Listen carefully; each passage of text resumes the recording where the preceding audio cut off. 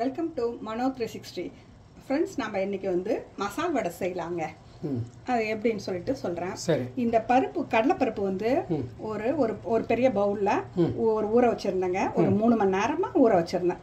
ஊற வச்சுட்டு அந்த தண்ணியெல்லாம் நல்லா வடிச்சிட்டு எடுத்துட்டேன்.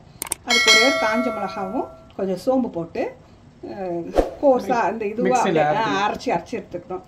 ரொம்ப நைஸாக ஆகிடக்கூடாது. வடை பதம் வந்து சும்மா அப்படியே கோர்ஸாக ஒரு இதில் வச்சு அரைச்சிக்கணும். இதை இப்போ அரைச்சிட்டு வந்துடுறேன். அதுக்கப்புறம் என்ன போடணும்னு சொல்கிறேன். அதை அரைச்சிட்டு வந்துட்டேன் இல்லைங்க, கடலைப்பருப்பை அரைச்சிட்டு வந்துட்டேன். இப்போ வந்து 2 வெங்காயம், 2 பச்சை மிளகா, கொஞ்சம் இஞ்சி, கருவேப்பிலை, பூண்டு பல் ஒரு 4 பல், கொத்தமல்லி இதெல்லாம் நல்லா பொடி பொடியாக நறுக்கி அதெல்லாம் போடணும். வெங்காயம், பச்சை மிளகா, இஞ்சி, பூண்டு, கருவேப்பிலை, கொத்தமல்லி எல்லாம் பொடியாக நைஸாக கோஸாக இது நறுக்கியாச்சு. இதை அப்படியே போட்டு இதை வந்து அந்த மாவில் இப்போ போடப்போகிறேன். ஆமாங்க ஃப்ரெண்ட்ஸ், இதெல்லாம் இதில் போட்டுக்கோங்க. மாவு அரைச்சி வச்சுருக்கேன். ஆமாங்க, இதை அரைச்சி வச்சுருக்கேன். இதெல்லாம் அப்படி போட்டுட்டு அப்படியே நல்லா இது பண்ணிக்க வேண்டியதுதான், பறிச்சிக்க வேண்டியதுதான்.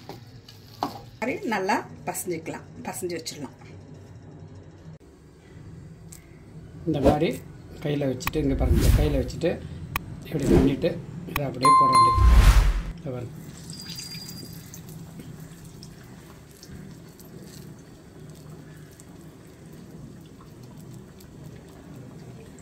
என்னுடைய கையில் வச்சுக்கோங்க.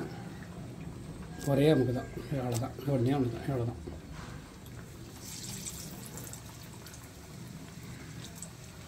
இப்போ திருப்பி விட்டுக்கலாம்.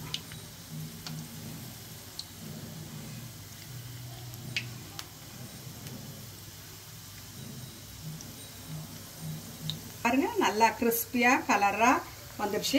இப்போ வந்து நம்ம எடுத்துக்க வேண்டியது தான். இந்த மாதிரி நல்லா கிறிஸ்பியாக எடுத்துருங்க.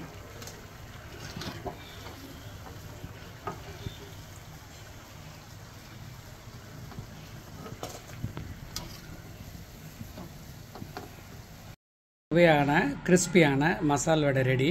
செஞ்சு பாருங்கள், சூப்பராக இருக்கும். இந்த வீடியோ பிடிச்சிருந்துன்னா லைக் பண்ணுங்கள், ஷேர் பண்ணுங்கள், சப்ஸ்கிரைப் பண்ணுங்கள். இன்னொரு வீடியோவில் சந்திக்கலாம். அதுவரை பாய்.